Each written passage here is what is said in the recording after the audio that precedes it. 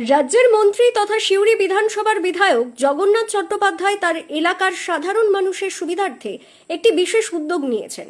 সিউড়ি বিধানসভার যে কোনো সমস্যা, অভাব, অভিযোগ বা বিষয় সংক্রান্ত জটিলতা সরাসরি জানাতে এবং তার দ্রুত সমাধানের জন্য তিনি চালু করেছেন একটি বিশেষ হোয়াটসঅ্যাপ হেল্পলাইন। আর এই হেল্পলাইন চালু হতেই এবার নিজেদের দোকানঘর ফিরে পাওয়ার আকুল আবেদন জানিয়ে বার্তা পাঠালেন এক বৃদ্ধ দম্পতি। মন্ত্রী জগন্নাথ চট্টোপাধ্যায়ের সেই বিশেষ হেল্পলাইন নাম্বারটি আমরা আপনাদের অবশ্যই জানাবো, তবে তার আগে জেনে নেওয়া যাক ওই বৃদ্ধ দম্পতির অভিযোগ এবং ঠিক কী দাবি জানিয়েছেন তারা। অভিযোগকারী রীনা চট্টোপাধ্যায়, সিউড়ি পৌরসভার ৫ নম্বর ওয়ার্ডের বাসিন্দা। ২০১০ সালে তিনি তার বাড়ি সংলগ্ন দুটি দোকানঘর হাসিবুল রহমান নামে এক ব্যক্তিকে ভাড়ায় দিয়েছিলেন। দীর্ঘ ১৪ বছরের সেই চুক্তির মেয়াদ ২০২৪ সালেই শেষ হয়ে গিয়েছে। চুক্তি অনুযায়ী মেয়াদ শেষে দুটি দোকানঘরই রীনা দেবীর পরিবারকে ফেরত পাওয়ার কথা ছিল, কিন্তু তারা তা পাননি।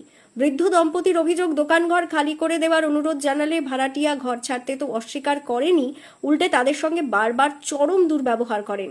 এই বিষয়টি নিয়ে রীনা দেবী স্থানীয় ৫ নম্বর ওয়ার্ডের কাউন্সিলর কাজী ফজুদ্দিনের কাছে বারবার অভিযোগ জানালেও কোনো সুরাহা বা সহযোগিতা পাননি। স্থানীয় প্রশাসন ও কাউন্সিলরের কাছ থেকে কোনো সমাধান না পেয়ে অবশেষে এই অসহায় বৃদ্ধ দম্পতি দ্বারস্থ হয়েছেন মন্ত্রী জগন্নাথ চট্টোপাধ্যায়ের এই নতুন হোয়াটসঅ্যাপ হেল্পলাইনের। তাদের দৃঢ় বিশ্বাস, এখানে অভিযোগ জানিয়ে তারা নিশ্চিতভাবেই সঠিক ন্যায় বিচার পাবেন। আমার বাড়ির লাগোয়া দুটি দোকান ঘর ২০১০ সালে আমি হাসিবুর রহমান, তার পিতা হাবিবুর রহমান, ওদেরকে ভাড়া হিসেবে দিয়েছিলাম। 14 বছরের জন্য।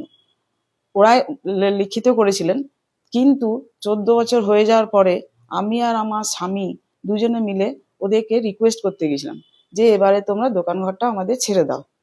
কিন্তু ওর বাবা আমাদের সঙ্গে এমন খারাপ ব্যবহার করেছে, যান যান যান, আমরা ছাড়বো না, আপনারা কি করতে পারেন করুন। তখন আমার স্বামী একটু বললেন যে আপনারা কেন এরকম ধরনের ব্যবহার করছেন, আপনাদের তো এরকম লেখাই আছে যে ছেড়ে দেবেন, কেন ছাড়ছেন না। আমরা তখন পরের দিনে কাজী, আমাদের ৫ নম্বর ওয়ার্ডের কাজী ভাই, ওনার কাছে গেলাম, ওনার কাছে গেলাম, ওনাকে বললাম সব কথা। তার আগেও একবার গিয়েছি, ওনাকে বলে এসেছি যে আমাদের এরকম এরকম হয়েছে।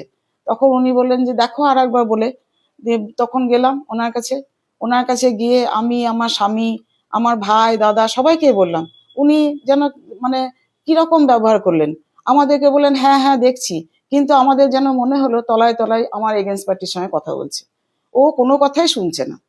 তারপরে একদিন বলল যে আমি দুই পক্ষকেই ডাকবো, দুই পক্ষকে ডেকে আমি বলবো। দুই পক্ষকেও ডেকেছিল, কিন্তু যেন মনে হচ্ছে যেন নাটক করলো আমাদের সঙ্গে। একরকম কথা বললো, পরের দিনে সকালে বলছে না ও মানছে না, তোমরা দেখো অন্য কিছু করো।